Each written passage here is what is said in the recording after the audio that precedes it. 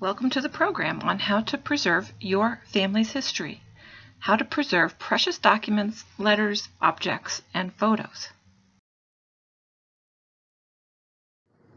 Hello, my name is Lynn Vandevoort, and I am a family and local history specialist with the Geauga County Public Library System at the Chardon Branch. I'm also the former curator of the Museum and Library Collection of the Lake County History Center. My job was documenting, organizing, storing, and exhibiting the over 30,000 pieces in the collection. Some of the techniques and museum practices I used might help you on your journey to preserving your family history. Many of us have boxes that are full of family photos, scrapbooks, or letters or documents. These items are precious to us, but are they really important to save? Well, yes, because it's not really about the thing, it's about the story behind the thing. At the museum, I would frequently get phone calls from someone who wanted to donate an object to the collection. For example, they would want to donate an old Bible. They would say it must be valuable because it's old. But I would say, tell me about the family that owned the Bible. What was their story?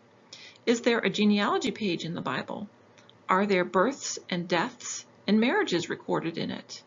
The story behind the Bible is what makes it have significance over other old Bibles. It could have belonged to a family that emigrated from Germany and became founding members of the local community here in Geauga County. The Bible is a physical representation of that German family's story, and that's what makes it significant. One way to preserve your precious family items is to digitize them. The Geauga County Public Library has several digital memory labs. The largest lab is at the Bainbridge branch. It has equipment that will allow you to digitize old photos, slides, 8mm film, vinyl albums, cassette tapes, and VHS tapes. You can digitize old media to preserve the information and to share it with family and friends. Even if you digitize your items, museums say always keep the original. That means you will need to organize and store your items. Museums break their collections down into 4 categories. One of them is photos. And that would be tintypes, daguerreotypes, cabinet photos, carte de visites, photo albums, snapshots, Xerox copies, movie films, and even negatives. Basically, photographic prints and negatives. Another category is archives. That is letters, journals, legal documents, certificates, lists, scrapbooks, reminiscences, and the like. These items are non-published, one-of-a-kind documents. Another category is library. These are published items like books and Bibles, maps, newspapers and newspaper clippings, and yearbooks. Things that are reprinted or copied for mass distribution. Finally, the last category is objects. These are 3D items like clothing and textiles, ceramics, furniture, jewelry, and art. One thing to remember is that some items should be grouped together even if they are in different categories. You might have a diary from a long trip that has a photo album that goes with it and some letters that were written to family members back home. It would be best to keep these together as a grouping so that they always tell the complete story. This takes some judgment calls on your part.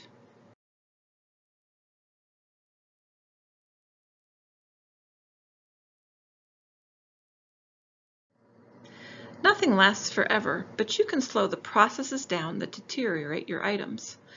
The enemies of your precious items are things like humidity, bugs, light that fades art and textiles, glue that degrades over time and leaves a brown residue behind, tapes that become brittle with time, or they stick and they tear, plastics that decompose slowly, releasing chemicals.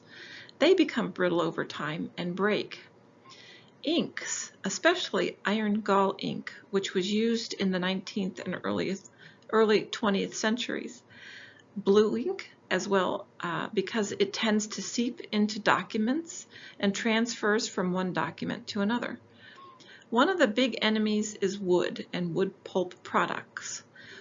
Wood leaches out acid over time. That's the one thing we will concentrate on the most in this program. Some people ask whether they should wear gloves when handling their items. Preservation standards are a work in progress. At one time, the best practice was to wear white cotton gloves, but it became apparent that gloves inhibited the ability to feel the stress that your fingers were placing on an item. So the standard changed to washing your hands and keeping them clean and dry. Now the trend is moving toward wearing nitrile gloves. My suggestion is that you wash your hands and keep them clean and dry. When handling photographs, for example, cradle the photo in your palm or clasp it by the very edge. The main idea is to keep your hand oils and fingerprints off of the items.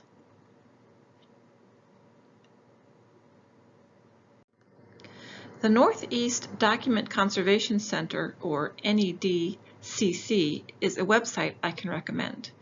The website is easy to navigate, and they publish preservation leaflets that are quick and easy references for preservation methods for most family documents. They recommend museum quality items that are expensive and might be unfamiliar to you, but you can use items that you can buy at local stores around town, like fabric stores or office supply stores, or online. If you want to use museum quality products, I would recommend Gaylord Archival and University products. Those are sources that I used when I worked at a museum, and both of them are represented online, so you can order from them online. One of the things you want to remember as you store your items is layers. Layer everything to keep them separate from each other. You will want to use acid-free and lignin-free tissue paper or writing paper, or unbleached muslin fabric.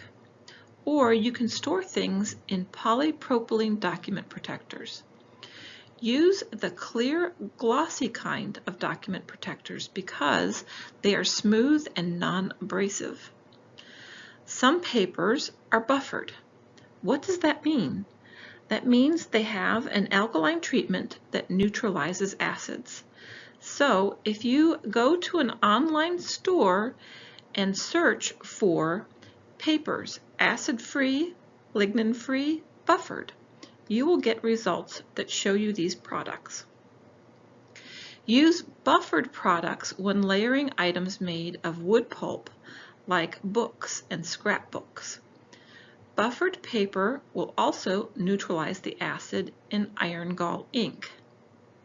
Use unbuffered products when layering unique things like blueprints, certain color photographs, and albumin photographs.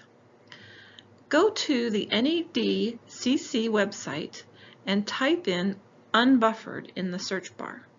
The first result you will get is a wonderful article about caring for family collections and how to use buffered and unbuffered papers.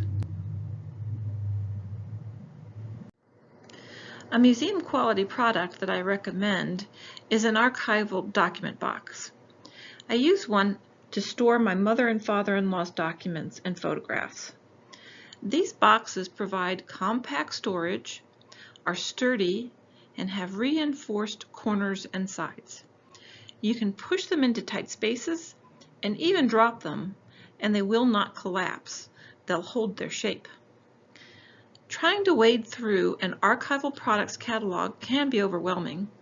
However, these boxes are easy to find and recognize in a catalog.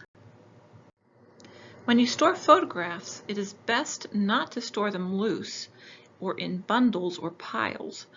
The most effective way to store photographs is in polypropylene photo sleeves or document protectors. However, if you don't want to use or buy photo sleeves, you can store them in archival file folders. I had just a few photographs in my mother and father-in-law's collection, so I didn't want to buy a lot of photo sleeves. Instead, I placed them in folders, being careful to separate them from each other and layer them. Separating photographs keeps images from transferring from one to another, causing shadows of other people to appear. It also keeps inks that might be on the back of photos where someone wrote information from transferring from one photograph to another photograph. And if you think it's overkill to keep everything separated like that, just take a look at this picture.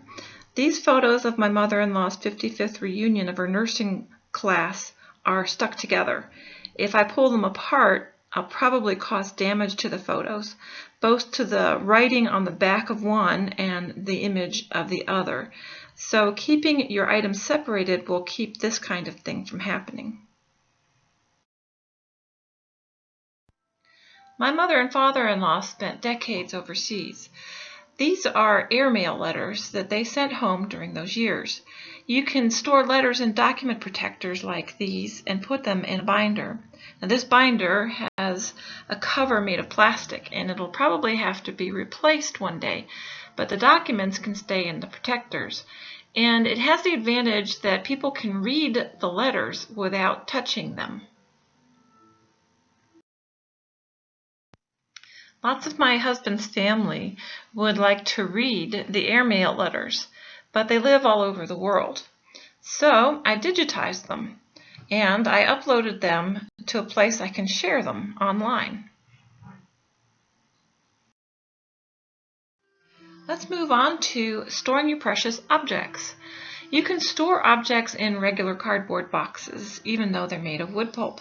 All you have to do is line the boxes with aluminum foil, and this prevents the acid from leaching into whatever you have stored in there. It's like creating a barrier.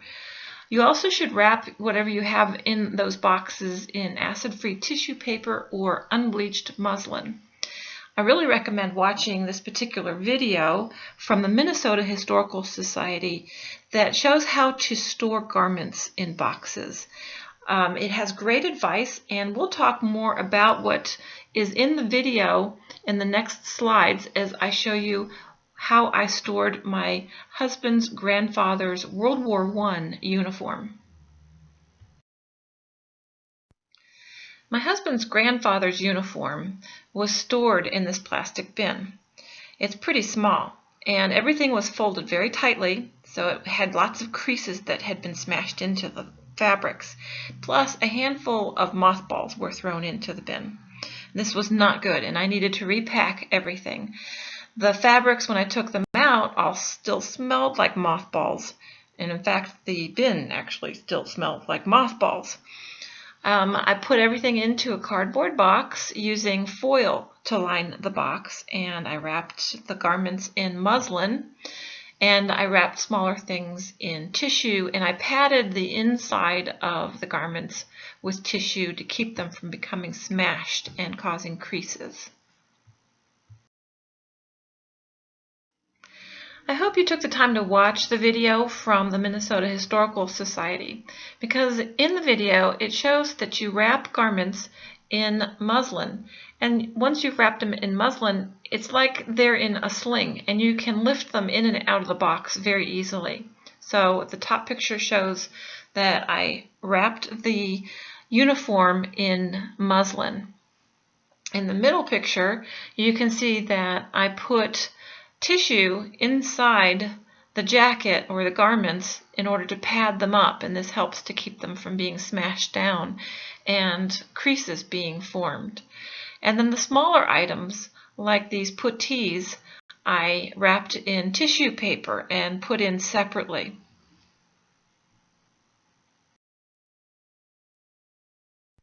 As you can see, I used a regular cardboard box, and I lined the box with aluminum foil. I bought extra large aluminum foil in order to cover the interior of the box more easily.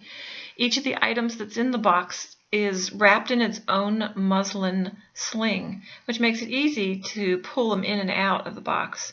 The heaviest items are on the bottom, like the wool overcoat, and then the lighter items like the cotton shirts and the puttees are on the top. That keeps everything from being smashed down. Once you've got everything in, just fold the lid shut. Now, I get asked frequently where you should store things in your home. Put them in the attic, put them in the basement, where?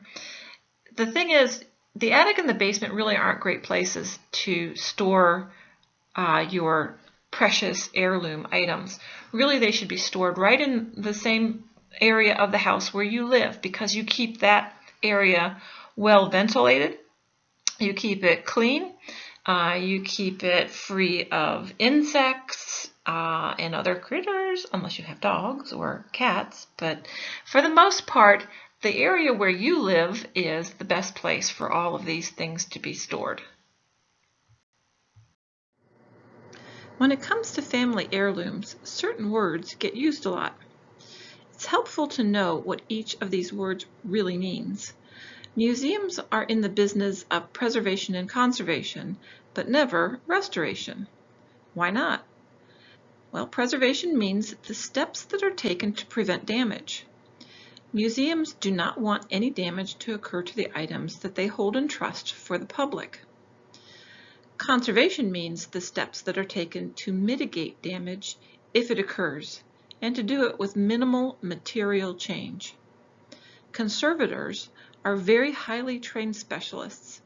They are experts in the materials they have chosen to conserve. Restoration means the introduction of new materials or chemical processes that make an object look new again. Restoration alters the items from its original material and removes the marks of heritage. This is the reason museums are not in the business of restoration.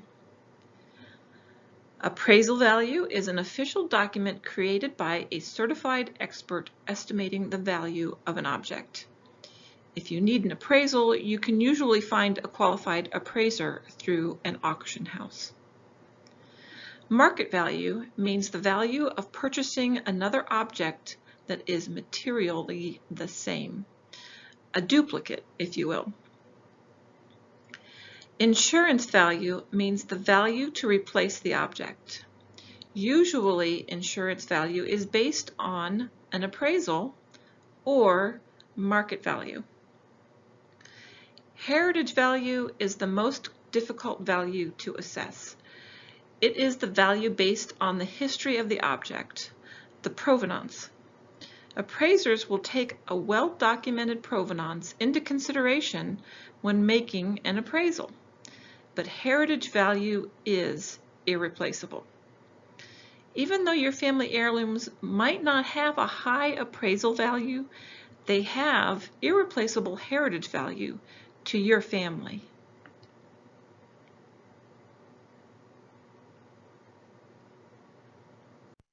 Earlier I said that we were going to talk about organizing some more.